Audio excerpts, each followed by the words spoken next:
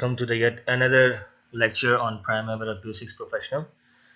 In the previous lecture, we have studied how to make calendars, discuss some concepts regarding calendars, the importance of calendars.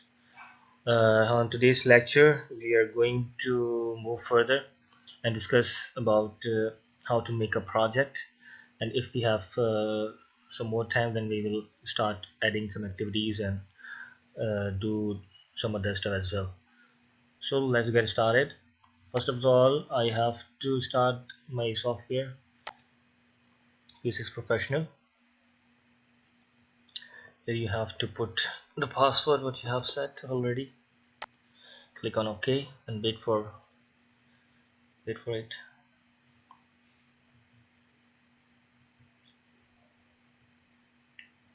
That is loading.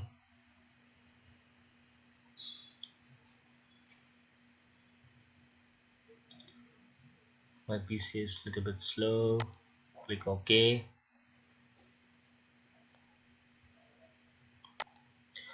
Now it has been started.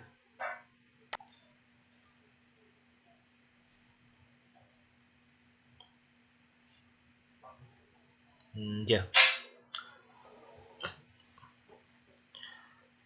In the previous lecture, we have made a calendar, and now I'm going to tell you how to make a project. Here you can see that there is no current project. That means that you did not open any already made projects, or you did not make any of your project.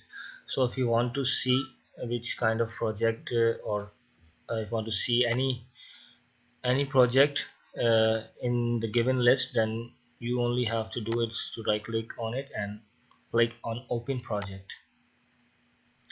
After that, it will open the already made project for you, and you can see each and every details of this project, like the activities, the Gantt chart, and resources, if it has been added in this project or not.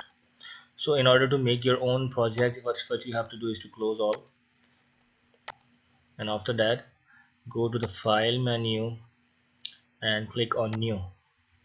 You can also do it by uh, pressing Ctrl plus N.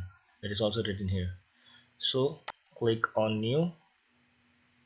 You can see this dialog box, and the first option is to select the EPS. EPS means enterprise project structure. So enterprise project structure, it will give you the information about the company's project portfolios, like how this company is conducting the project at various the places. You can also get the information about what are the places in which the company is currently doing the project or used to do the project, and what are the areas, like in power sector and in the rail sector and mining sector, or any other sector. So what you have to do is to select if there is any EPS already available. So you can select any of it. Maybe let's suppose I will select in-flight projects or proposed opportunities pipeline. You can select any, or you can also select the all initiative, like your project will come under this category. If you select from the subcategories, then your Primavera will save this project under the subcategories. Okay, I selected the all initiatives. I click on next, and then here I will write the ID of this project. Maybe I will write like TP 1000, and the project name may be transmission package 1000 megawatt. You can write whatever you would like to, or you can write the same project what you are going to plan for your company. Click on next. Here it is asking you the plan start date. You can select any date, the anticipated date that you suppose that your program is going to start, or you can select the current date as well. If you want to select the finish date also, that you are sure that there is some constraint, like you have to finish this project on a certain date, so you can select this one as well. For me, I will leave it blank because I'm not sure that when I'm going to finish my project, because I'm going to plan for it. Click on next, and here he's asking for the responsible manager. If you have made any OBS, like you made any organization breakdown structure, I will tell you about OBS and EPS in the coming lectures. So you will select from the list uh, any of the responsible manager for this, like project manager, you can see that. Okay, I will select on energy manager. Now you can click on next. Then here is asking about the rate type, what kind of rate you are going to use. So here are standard rates, price per unit 5 for internal external. So for this, for the current purpose, for current scenario, you just select on rate, the standard rate. I will tell you about other rates in the coming lectures. For now on, you have to select for standard rate only. Now click on next.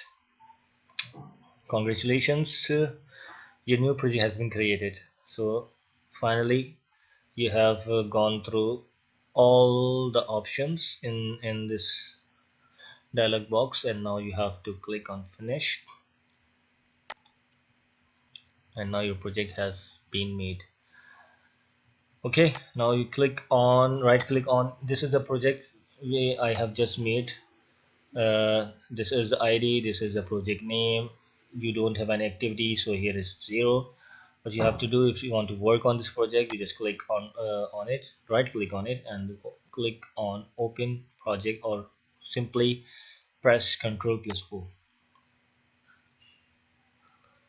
Now you can see here it is the environment where you have to work on it. You will have to add activities. Yeah, you will make WBS here. I will tell you what is WBS in the next coming lectures. You will make WBS here, work breakdown structure. You can add activities on it, and here you can see the Gantt chart.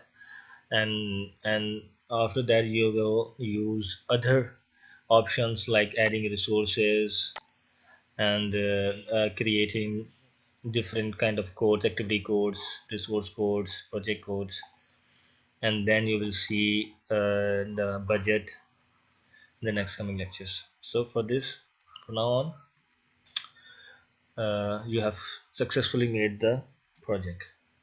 Thanks for watching.